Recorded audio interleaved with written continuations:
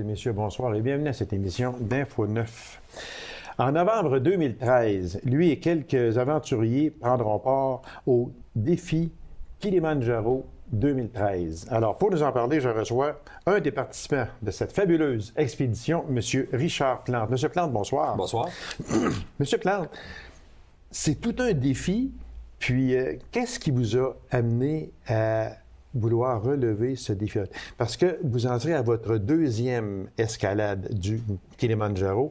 Qu'est-ce qui vous a amené à vouloir retourner à ce fabuleux défi, on peut l'appeler, le fabuleux défi? Oui. Ben, en réalité, quand je suis allé en 2006, la première fois, on a vécu toute une expérience. Ça m'a marqué. Et je m'étais dit en repartant de là-bas que j'étais pour le refaire. Ensuite, j'ai eu d'autres expéditions. Bref, je vais écourter ça. Mais dernièrement, il y a des gens de mon entourage qui ont dit « Ah, Richard, si tu retournes là-bas, ce sera le fun. Puis je serai quelqu'un qui participerait avec toi. » Fait que ça m'a mis un peu de pression. Puis j'ai dit, ben garde, let's go, on y va. Puis j'ai reparti le projet. Puis nécessairement, comme la première fois, on avait levé des fonds pour une cause, oui, c'est ça. Je vais m'associer aussi encore là à une levée de fonds. Oui, on va en reparler un petit peu plus tard parce que c'est sûr que c'est un beau défi, mais c'est un défi aussi pour aller chercher des sous pour une fondation tantôt que l'on va parler, qui est très connue et qui demande beaucoup de sous aussi, parce que cette fondation-là fait quelque chose de vraiment d'extraordinaire. On va en reparler un petit peu plus tard, M. Plante. Le Kilimanjaro, on l'appelle le toit de l'Afrique. Où est-il situé exactement? Puis si on faisait un peu là, à partir de l'Abitibi, quel sera là, l'itinéraire pour vous rendre au Kilimanjaro? Bon, dans un premier temps, l'itinéraire n'est pas encore totalement établi. Là, on est encore à l'étape au départ du projet. Mais à quoi ça ressemble, grosso modo? Là, généralement, on va partir soit de l'Abitibi ou de Toronto pour faire une escale en Europe, puis ensuite aller directement là, en Tanzanie. Parce que le Kilimanjaro, c'est en Tanzanie, juste pour vous situer, c'est dans la partie centre-est de l'Afrique. C'est aux limites là, de la frontière du Kenya. Ah, OK. Grosso modo. Et quand on dit c'est le toit de l'Afrique, c'est le plus haut sommet de l'Afrique, à 5895 mètres. En pied, je pourrais vous dire, là, c'est 19 000... 58 fois toi, très vite, environ 16 000 pieds, 17 000 pieds. Ou 19 000, donc, de toute façon, c'est haut. C'est haut. C'est haut. Donc, c'est ça, là. C'est en Tanzanie. C'est quelque chose qui est assez magique, là. Au fait, l'Afrique, on dit souvent que on peut pas décrire l'Afrique, il faut la vivre. Il faut la vivre. Ouais, exactement, c'est ça. Je sais qu'il est peut-être un peu tôt pour en parler, mais il n'est jamais trop tôt non plus, parce qu'on ne prépare pas un voyage de même. Du jour au lendemain, on dit OK, on s'en va en Tanzanie, on va aller escalader le Kilimanjaro. OK, on part dans 3 semaines. Ça, c'est impossible, là.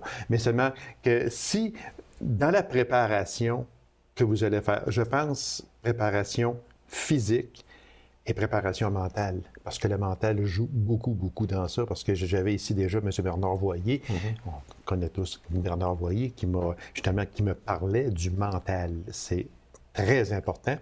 Quel est, là, à partir du mois d'avril, là, pour Richard Plante, quelle est, la motivation est là, c'est sûr, mais physiquement et mentalement? Bon, dans un premier temps, je vais parler du défi, parce que on parle du physique, du mental. Le défi numéro 1, c'est l'adaptation au manque d'oxygène.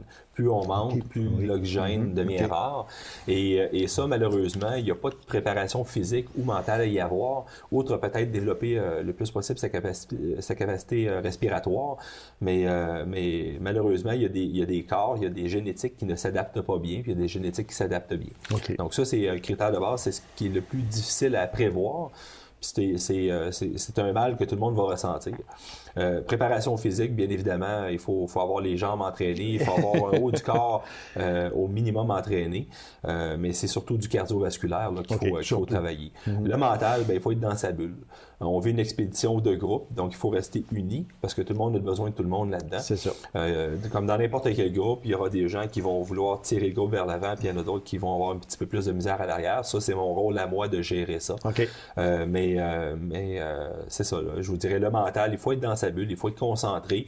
Lors de ma première expédition, j'ai vu deux athlètes. Un qui est passé proche de faire les Olympiques, un autre qui donne des cours de spinning et d'un paquet d'autres cours. Là, il fait des demi-Ironman qui ont cassé carrément sur la montagne parce qu'ils n'étaient pas concentrés. Ah oui? Oui, effectivement. Le mental, M. Voyer avait tout à fait raison. Ah le oui, mental est quelque chose de très je me important. rappelle très bien quand M. Voyer était venu ici et qu'il parlait du mental, que c'était là. Tu ne peux pas partir le matin avec les idées à gauche et à droite puis dire bon ben j'escalade puis je suis pas dans ma bulle, comme on dit, là. Non, ça ne se fait pas. On fraternise. Ça, c'est sûr qu'il faut jaser pour du plaisir. Oui, c'est sûr. Mais il faut être capable de se concentrer dans sa bulle. Exactement. D'après vous, oui, parce que vous l'avez déjà fait, mais quelles sont les principales embûches que vous rencontrez dans cette escalade-là? Il y a des embûches, c'est sûr, il faut faire attention, c'est certain, mais les principales embûches, ce serait quoi? Mais dans un premier temps, comme j'ai mentionné tantôt, le manque d'oxygène, on n'en parlera jamais assez souvent. Ça, c'est l'embûche majeure. Il faut... L'expédition, en réalité, là, c'est pas compliqué, c'est 7 jours et demi pour monter. Ça, c'est le choix qu'on a fait. Il y en a qui vont le faire en moins de temps, mais là, les risques augmentent de ne pas réussir. Mais c'est 7 jours et demi de montée où là, on prend le temps de s'acclimater au manque d'oxygène pour différents paliers et une journée et demie pour descendre. Fait que c'est juste pour mettre en relation que la descente... Vous me dites 7 jours et demi pour monter, mais une journée et demie à la descente? Parce que la descente, on regagne de l'oxygène, notre sang est bourré de globules rouges, on s'est déjà adapté. Je vous dirais, à la rigueur, on arrive en bas pour courir un marathon, côté vasculaire, côté respiratoire, on n'aurait pas de problème. On est brûlé physiquement. C'est sûr. C'est ça. La montée, c'est un défi d'adaptation. La descente, c'est un défi qui est physique. C'est là qu'on a besoin de nos jambes, de concentration pour ne pas se blesser au niveau des chevilles et tout ça, parce qu'on a tendance à vouloir descendre rapidement. Deuxième embûche importante, c'est le climat. Le climat, c'est très variable. On commence en bas, il fait à peu près 30-35 degrés. C'est tout près de l'équateur, en réalité. Tout près, en bref, c'est un climat assez chaud. Là. Fait qu'il fait 30-35 degrés, puis on va frapper moins 15 peut-être vers le sommet. Là. Donc, juste réaliser, là, c'est des écarts de température importantes. Et on est vers la fin de la saison des pluies. Donc, il y aura beaucoup d'humidité. C'est pas le temps de pogner une grippe. Là. Fait qu'il faut être bien préparé et être en bonne santé physique, bien reposé. Pour vous, Richard Plante, si on parle de vous, vos craintes, c'est vrai qu'on est loin un peu, par exemple. Là. On est en avril, là, puis c'est en novembre, mais parce que je parle aussi à la personne qui l'a fait déjà. Pour Richard Plante, ses craintes à lui, ce serait quoi? Pour lui, moi quand je suis allé, j'ai fait telle chose, j'aurais pas... Tu sais, je sais pas, là, mais pour vous, là, est-ce qu'il y a des choses que vous avez faites que vous ne referez pas en 2013? Non, j'ai pas de crainte. Vous avez aucune crainte? Je suis nature optimiste. On a 6 mois pour se préparer. Je suis conscient qu'on ne prend pas des grimpeurs qui sont tous au même niveau, mais on a assez de temps pour se préparer pour amener tout le monde à peu près au même niveau avant de partir. Fait que moi, je vous dirais, de nature optimiste, non, j'ai pas de crainte. À savoir, est-ce qu'il y a des choses que je vais faire différemment? Oui, mais c'est des petites technicalités qui n'ont pas vraiment de conséquences. Si on parlait de votre expérience à vous, oui. Ce serait quoi? Vous l'avez déjà escaladé, mais vous avez fait autre chose aussi. En réalité, j'ai toujours été à l'aise en montagne. J'ai toujours fait de la randonnée pédestre. J'ai fait une première expédition du Kilimanjaro en 2006, comme j'ai mentionné. Et par la suite, en 2008, on a fait une entrevue ici d'ailleurs. J'ai été grimper la Aconcagua. Pour se situer, Kilimanjaro, 5895 mètres. Aconcagua, 6962 mètres. Fait que c'est 3500 pieds de plus, grosso modo. Là. Encore là, la Aconcagua, c'est la plus haute montagne à l'extérieur de l'Asie. Donc, la seule place où il y a des montagnes plus élevées sur la planète, c'est en Asie. Puis la Aconcagua, c'est une autre patente, c'est vraiment d'autres choses. Disons que le Kilimanjaro, c'est une grosse randonnée pédestre avec de l'adaptation au manque d'oxygène. L'autre, c'est une expédition. Fait que c'est l'expérience que j'ai. J'ai d'autres aspirations, mais malheureusement, on a des petites familles, on a des obligations aussi. Oui, bien sûr, exactement. Il faut se garder des rêves et des objectifs pour plus tard. Exactement. Est-ce que la famille accepte bien ça? C'est une question spéciale, mais la réalité, c'est oui. C'est oui? Oui. Okay. Puis je vous dirais, je suis chanceux parce que, mes enfants sont un petit peu plus âgés, comprennent un peu plus, puis j'ai une conjointe qui a beaucoup de créativité pour rendre ça motivant pour les enfants aussi en l'attente de leur papa. Monsieur Plante, vous comptez avoir combien de participants avec vous? On ne nommera pas personne parce que c'est quand même au mois d'avril. Il y a des personnes qui vont se rajouter au groupe aussi. Là. Mais vous pensez partir combien de personnes pour cette escalade? Mais dans un premier temps, j'aimerais, mon premier désir, c'est d'être un nombre pair. Ça se gère mieux, les tentes, les occupations, c'est double. Oui, c'est peut-être plus sécuritaire comme ça aussi. Comme ça, il y a une collaboration qui se fait entre deux personnes.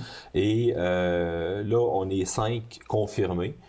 Il y en a 4 de l'Abitibi-Ouest, une personne de l'Abitibi-Témiscamingue, plus dans le coin de Rouyn-Noranda.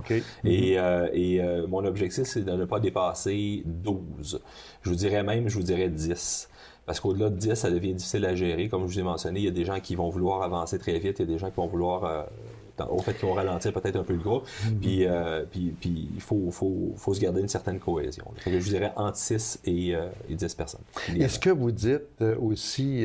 c'est vraiment vrai, comme on dit, parce que je recevais ici Mme Moreau, Diane Moreau, qui a fait Expédition Nord-Ouest, que tout le monde a vu et revu aussi à la télé. Puis, on a vu à l'intérieur de ça, il y avait 1 ou 2 leaders que je n'appelle pas des leaders, parce que, ça va pas assez vite. Moi, je pars ce bord-là. Si vous voulez partir ce bord-là, arrangez-vous. Tu sais, là, ça, il ne faut pas que ça arrive. Puis à Destination Nord-Ouest, c'est arrivé. Et Mme Moreau m'en parlait. Et ça a été difficile, très difficile. Alors, ce sont des choses à éviter. Oui. Mais au Kilimanjaro, dans l'expédition qu'on a choisie, il y a plus d'encadrement que dans le défi. Oui, sûrement. Oui, sûrement. On a des guides sur place, on a des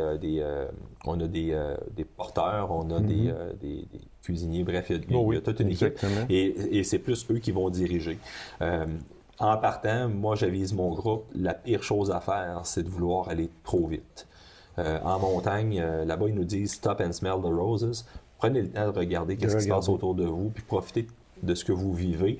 De toute façon, la vitesse ne peut que vous rendre la tâche difficile. C'est ça, exactement. Exact. C'est pour ça, parce que comme vous dites très bien, ce n'est pas une question de vitesse. Du tout. Parce que c'est le pire ennemi. Mais c'est ça, exactement. Ça devient un ennemi à ce moment-là. La motivation, qu'est-ce qui vous a motivé? C'est quoi exactement?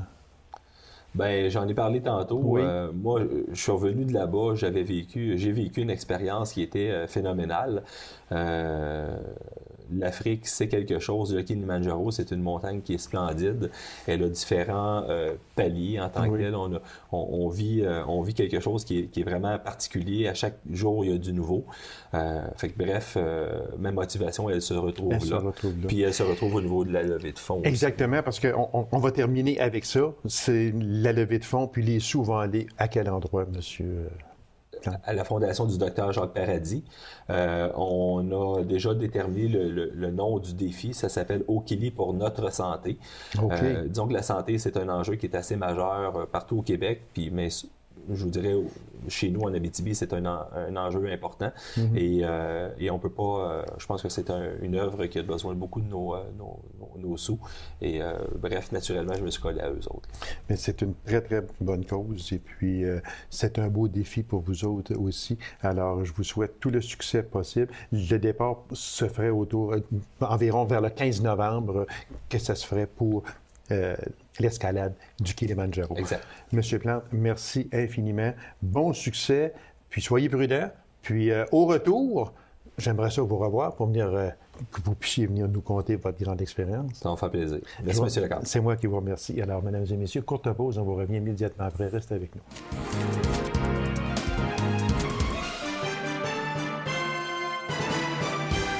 Être un pêcheur professionnel, guide de pêche, qu'est-ce que cela représente pour nous, surtout en Abitibi-Témiscamingue, que c'est quand même un royaume de la chasse et de la pêche. Alors, pour nous en parler, je reçois cet homme qui possède ces professions, M. Félix Goulet. M. Goulet, bonsoir. Bonsoir. Merci d'avoir accepté cette invitation, M. Goulet. C'est très gentil de votre part. Peut-être une question. Qu'est-ce que ça représente chez nous, un guide professionnel? La première des choses, comment on devient un pêcheur professionnel? Il n'y a pas de cours, on ne suit pas de formation pour devenir pêcheur professionnel. C'est avec le temps, c'est avec surtout l'expérience mis sur les plans d'eau, autant en eau libre que sur la glace, qu'on devient de plus en plus, j'aime pas l'expression, mais performant. On va expérimenter toutes sortes de techniques. J'ai même développé certaines techniques personnelles, je dirais. Ah oui? Ouais. Ensuite de ça, on a toujours on regarde beaucoup les émissions de pêche qui se font un petit peu partout. Ensuite de ça, je lisais beaucoup étant jeune sur la pêche. C'est une passion oui, pour exactement. vous. Exactement. Est-ce que c'est autant pêche sur la glace que pêche à l'eau? Les deux. Les deux? Oui, les deux. Les deux, vous l'avez dit en début d'entrevue, on est en Abitibi. Ben oui. Dans le nord du Québec. L'hiver, elle dure un bon 6 mois. Surtout cette année, je pense qu'on peut ajouter 2 mois. Oui, c'est ça. Cet hiver, on trouve qu'elle est interminable, mais on n'a pas le choix. Si on veut pêcher à l'année, pour peut-être en vivre, on n'a pas le choix de se perfectionner aussi à pêche sur la glace. Ce que je veux rajouter, c'est que la pêche sur la glace, de la façon que moi je pêche, c'est une façon qui est un petit peu unique. Les gens ici dans la région, plusieurs personnes ont leur cabane à pêche sur un plan d'eau déterminé. Ils vont passer l'hiver à peu près au même endroit. Moi, je vais me déplacer beaucoup. Puis, je vais expérimenter toutes sortes de techniques que les gens n'ont pas connaissance qui peuvent être pêchées sur la glace. Quand vous dites que vous vous déplacez pêche sur la glace, est-ce que vous avez une cabane? J'ai des abris portatifs. OK, j'ai des abris portatifs, Puis, qu'est-ce qui vous dit, là, je vous pose ça de même, là, parce que je n'ai fait beaucoup, moi aussi, de pêcher sur la glace. Qu'est-ce qui vous dit, bon, moi, ce matin, hier, je pêchais ici, c'était pas pire. Aujourd'hui, je vais aller à un autre endroit. Est-ce que c'est l'instinct? Un petit peu. Un petit peu. J'aime pas dire que la chance est présente lors d'une sortie de pêche, mais veut pas, la chance va toujours être là. Il y a moyen d'améliorer ses résultats avec toutes sortes de techniques. Même, je dirais, une façon de penser à la pêche. Mais oui, il y a l'instinct. Il y a l'instinct qui nous guide à aller vers un endroit. C'est ni plus ni moins comme l'été. Hein? L'été, il faut s'ancrer au bout d'une pointe ou du long d'un île, pêcher là toute la journée, attendre les poissons. Vrai, On va se déplacer, on va vous regarder allez voir le poisson et non pas attendre que le poisson vienne vous voir. Oui, vous ne pouvez pas mieux dire. Exactement. Je vais à la recherche des poissons. C'est ça. Je vais à la recherche des poissons. Dites-moi une chose, M. Goulet, parce que ça me passionne. Dites-moi une chose, on va parler de pêche sur la glace. Quelle peut être une technique personnelle que vous avez, que peut-être que le simple pêcheur, peut-être comme moi, n'a pas? Est-ce que vous pouvez en parler? Est-ce que vous pouvez... Oui. Dans le fond, c'est pas compliqué. Hein? Je pêche beaucoup avec des petites cannes à dandiner. Des petites cannes qui sont faites spécialement, sont conçues spécialement pour pêcher sur la glace. Des petites cannes courtes. L'idée, c'est de présenter différents types de leurres aux poissons. Et non juste d'accrocher un manet sur une brimbale puis d'attendre. Ça, c'est encore Il n'y a pas autant de gamme de leurres pour la pêche sur la glace qu'il y en a pour la pêche en eau vive, mais il y a une assez bonne gamme de leurres qu'on peut utiliser sur la glace. Donc, je vais toujours avoir 2, 3, 4, des fois 5 petites cannes à pêche montées avec différents leurres. Jumelé avec un sonore très performant qui est conçu pour la pêche sur la glace. Je vais savoir quand il y a un poisson en dessous de moi. Je vais savoir quand il n'y en a pas. Dans ce temps-là, ben, c'est le temps de changer d'endroit. Si ça fait peut-être 1 heure que votre sonore ne vous a pas indiqué la présence au moins d'un poisson, on change de place. On change d'endroit. Puis, en plus, le poisson va se présenter, on va voir arriver le poisson sur notre appareil sonore. Les différents types de leurres vont me permettre de juger son humeur. Il est-tu agressif, il est-tu pas agressif? Ah oui! Il va peut-être mordre, peut-être qu'il ne mordra pas, mais laissez-moi vous dire une chose. Lorsque je décide de changer d'endroit, c'est parce que j'ai tout essayé pour le faire mordre. Ça veut dire que ça ne marche pas. Ouais. Il peut en avoir. Ouais. Votre sonore vous indique qu'il y en a, mais il ne mord pas. Ça se peut, oui. Ce sont des choses possibles. Alors là, est-ce que c'est au pêcheur, dans ce temps-là, à dire, bon, ben moi, là, je vais essayer différentes leurres, comme vous dites, là, puis essayer. Puis si après, comme vous dites, avoir tout essayé ou à peu près, ça ne marche pas, il y a du poisson, mais seulement il ne mord pas, on change d'endroit. On change d'endroit parce qu'à un moment donné, faut juger si, passer le restant de ma journée-là, je sais qu'il y a des poissons, peut-être qu'ils vont mordre, mais peut-être que si je vais ailleurs, je vais frapper des poissons plus actifs que je vais réussir à prendre, que ma pêche va être meilleure à ce moment-là. Ouais. C'est qui donne ce titre-là de pêcheur professionnel? Personne. Personne, c'est comme venu. C'est comme tout simplement. On va dire, C'est comme venu toute seule. Il y a beaucoup de pêcheurs en région. Hein, on le disait, là, on est dans une région ressource là, avec d'innombrables plans d'eau. Il y a beaucoup de pêcheurs qui sont très, très performants, des pêcheurs qui sont excellents. Peut-être ça vient du fait que maintenant, depuis 2008, j'écris pour une revue québécoise de chasse et pêche. J'écris des articles sur la pêche. Je suis approché pour faire des chroniques radio. Je suis approché pour faire des chroniques web. Je suis approché pour faire des émissions. Conférences, puis tout ça aussi. Conférences, oui, exactement. Oui, okay. Conférences sur la pêche. Des émissions de pêche. Moi, il y a une chose, M. Goulet, qu'on avait entendu et qu'on entend dire encore aujourd'hui. Lorsque nous sommes... Parce que là, on parle de pêche sur la glace. On va parler de pêche à l'eau vive tantôt, mais de pêche sur la glace. Il y a des gens qui disaient, peut-être que c'est correct, lorsque c'est tranquille, ça ne mord pas, prenez votre skidoo, allez faire un tour, puis bossez un peu, peut-être que ça va les réveiller. C'est une chose possible ou ben non, si c'est un mythe? C'est vrai, puis c'est pas vrai en même temps. OK. C'est vrai lorsqu'on est tout seul dans notre petit coin. Exemple, peu importe, vous êtes sur le lac Abitibi, votre cabane est tout seul dans un secteur. La pêche est tranquille.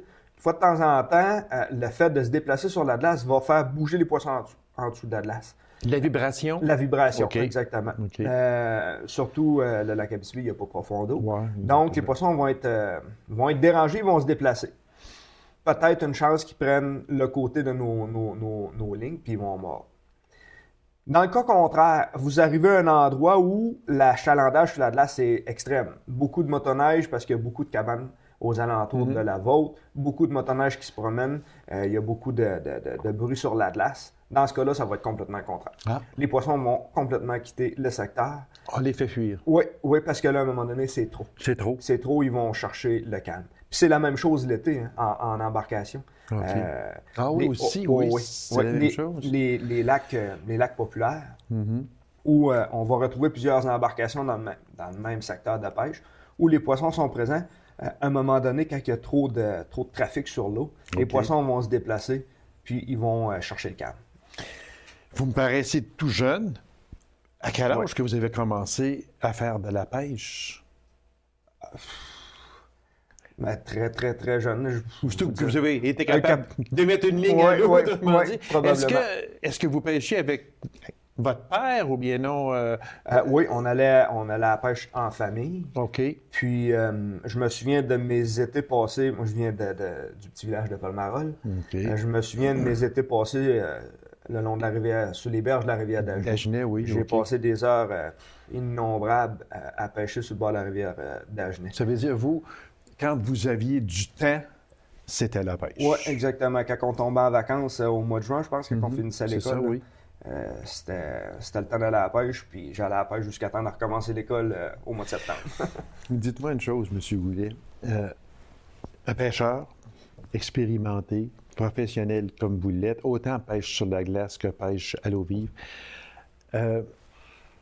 est-ce qu'une personne comme vous va capturer plus de poissons que moi qui va à la pêche une fois à l'occasion?